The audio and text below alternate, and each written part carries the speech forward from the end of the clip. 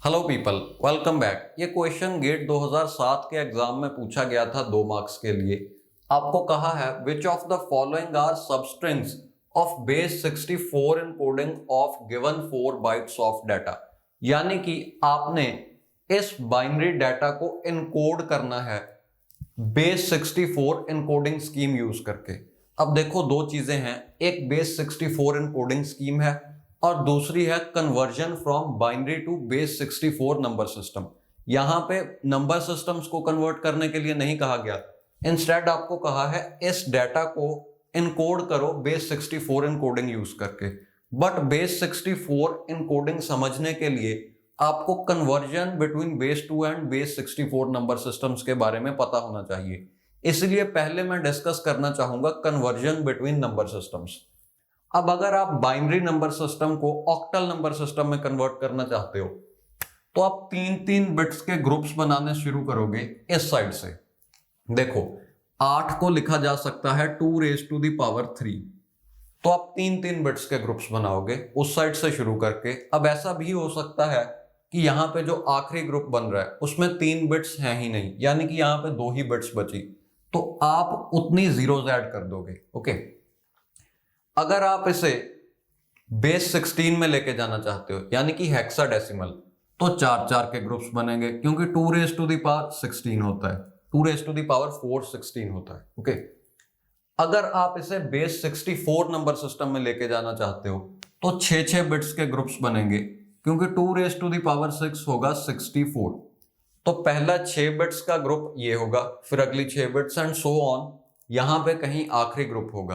अगर उस ग्रुप में पूरी 6 बिट्स नहीं बच रही तो हम जीरोज ऐड करेंगे यहां पे। बट बेस 64 इनकोडिंग में ऐसा नहीं होता। बेस 64 इनकोडिंग इस कन्वर्जन के काफी सिमिलर है, एक्सेप्ट फॉर द फैक्ट कि ग्रुप बनाने इस साइड से शुरू होंगे और जीरोज यहां पे ऐड होंगी। ओके, तो हम 6-6 बिट्स के ग्रुप्स बनाएंगे। पहला ग्रुप बनेगा 10100, तो ये मैंने लिखा हुआ है। दूसरा ग्रुप बनेगा 110011, तो ये लिखा हुआ है। सो ऑन आप देख सकते हो, सारे डाटा को मैंने 6-6 के ग्रुप्स में डिवाइड कर लिया है। और आखिरी ग्रुप में क्योंकि 2 ही बिट्स बची थी तो बाकी की 4 जीरोज मैंने खुद से लगा दी।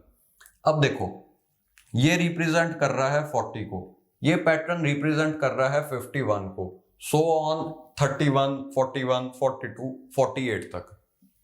ओके, अब यहां पे काम में आता है बेस 64 इनकोडिंग टेबल। ये टेबल मैंने यहां पे लिख रखा है।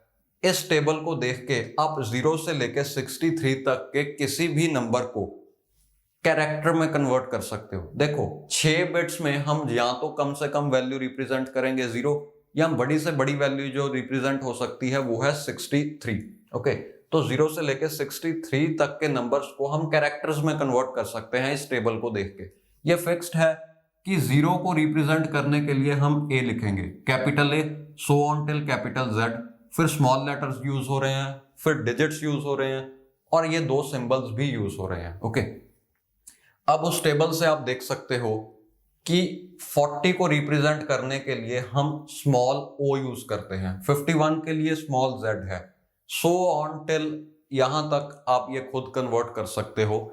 अब क्वेश्चन में आपसे पूछा था कि बेस 64 इनकोडिंग में, यानी कि इस स्ट्रिंग में इन चारों में से कौन सी सब स्ट्रिंग प्रेजेंट है। देखो, ZDP है, ZF नहीं, ZDP नहीं है, FPQ है, तो ये रहा FPQ। जी हाँ, FPQ मिल रहा है, तो इस क्वेश्चन का आंसर हुआ ऑप्शन बी। अब देखो, अब कुछ क्वेश्चंस आपके दिमाग में आ रहे होंगे कि हमने यहां पे जीरोस क्यों ऐड की, इस साइड क्यों नहीं ऐड की, ग्रुप्स यहां से क्यों शुरू हुए। उसके लिए देखो, अगर हम इसकी वैल्यू को सेम रखना चाहें फिर तो ये कंपलसरी होगा कि जीरोस यहीं पर ऐड हों। बट अब हम सिर्फ इस नंबर को इनकोड करना चाहते हैं, हमें फर्क नहीं पड़ता कि इसकी वैल्यू सेम रह रही है या नहीं। ओके, तो जीरोस कहीं भी ऐड हो सकते हैं। दूसरी बात, ये बहुत लंबा डाटा हो सकता है। बेस 64 इनकोडिंग यूज की जाती है किसी भी तरह की फाइल को टेक्स्ट में कन्वर्ट करने के लिए, यानी कि आप इमेजेस को, वीडियोस को या किसी भी तरह के डाटा को टेक्स्ट में कन्वर्ट कर पाओगे। तो अगर आप किसी इमेज को कन्वर्ट करना चाहते हो सकता है कि ये बहुत बड़ा डाटा हो, स्टार्टिंग में जब आप इनकोडिंग शुरू कर रहे हो आपको पता ही नहीं होगा कि इस डाटा की लेंथ कितनी है। अब जब हमें इस डाटा की लेंथ नहीं पता तो हमें यह भी नहीं पता चलेगा कि जीरोस ऐड कितनी होंगी।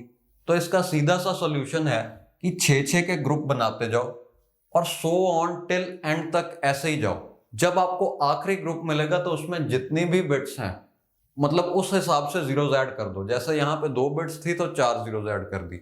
बट अगर आप ये फिक्स ही कर लो कि मुझे जीरो स्टार्टिंग में ही ऐड करनी है तो आपको पहले पूरी लेंथ पता करनी पड़ेगी, तभी आप सही नंबर ऑफ जीरोस ऐड कर पाओगे। ओके, अब ये एल्गोरिदम यूज कहां होती है? मैंने आपको बताया था कि आप किसी भी तरह के डाटा को टेक्स्ट में कन्वर्ट कर पाओगे, यही इसका मेन यूज है। देखो कुछ प्रोटोकॉल्स जैसे कि SMTP प्रोटोकॉल जो ईमेल भेजने के लिए काम में आती है, स्टार्टिंग में वो बनी तो थी सिर्फ टेक्स्ट भेजने के लिए, बट हम ईमेल्स में इमेजेस और वीडियोस भी भेज पाते हैं, वो इसी इनकोडिंग की मदद से है। आप किसी भी इमेज फाइल को पहले बाइनरी में कन्वर्ट करो। ओके, हर एक पिक्सल की कौन सी कलर वैल्यू है उसे बाइनरी में रिप्रेजेंट किया जा सकता है, फिर उसकी बेस 64 इनकोडिंग कर लो, आपको एक बहुत लंबा टेक्स्ट मिलेगा। बट द थिंग इज कि हमने उस इमेज को टेक्स्ट में कन्वर्ट कर लिया, फिर उसे आप दे सकते हो SMTP प्रोटोकॉल को। यानी कि SMTP प्रोटोकॉल को तो लगेगा कि टेक्स्ट भेजा जा रहा है, बट एक्चुअली आप एक इमेज भेज रहे हो। ओके, आप ये खुद ट्राई करके भी देख सकते हो। गूगल पे अगर आप सर्च करो image to text using base 64 encoding तो आपको काफी सारी वेबसाइट्स मिल जाएंगी। किसी भी वेबसाइट पे आप इमेज अपलोड करके उसका कॉरस्पॉन्डिंग बेस 64 टेक्स्ट डाउनलोड कर सकते हो। ओके, काफी उसमें हजारों लाइंस होंगी। एनीवेज, आप इमेज को टेक्स्ट की तरह सेव करके रख सकते हो, यानी कि एक वर्ड फाइल बन जाएगी। So next thing that I want to discuss is कि इसमें इक्वल टू का भी यूज होता है। आप देखो यहां पे कहीं भी इक्वल टू नहीं मिलेगा, बट एक्चुअली अगर आप टेक्स्ट टू टेक्स्ट कन्वर्जन कर रहे हो तो 24-24 बिट्स का हम एक ग्रुप मानते हैं। ऐसा क्यों है इतनी डिटेल में जाने की जरूरत नहीं, खासकर ऐसे क्वेश्चंस के लिए। देखो हम 3-3 बाइट्स ऑफ टेक्स्ट लेते हैं और उसे बेस 64 में कन्वर्ट करते हैं। 3 बाइट्स यानी कि 24 बिट्स। तो अगर 24 बिट्स से कम है यानी कि किसी ग्रुप में 3 बाइट्स नहीं है, 2 या 1 बाइट ही है, तो हम जो बाइट्स नहीं है उनके लिए इक्वल टू यूज करते हैं। यानी कि सीधी सी बात, यहां पे कितनी जीरोस ऐड हुई हैं उसके लिए इक्वल टू का यूज भी किया जाता है। ओके, तो लेट मी सी अगर कोई पॉइंट बचा है जो अभी डिस्कस नहीं हुआ। I think that's all. तो बेस 64 इनकोडिंग वैसे बहुत पॉपुलर है, ये HTML में भी यूज होती है।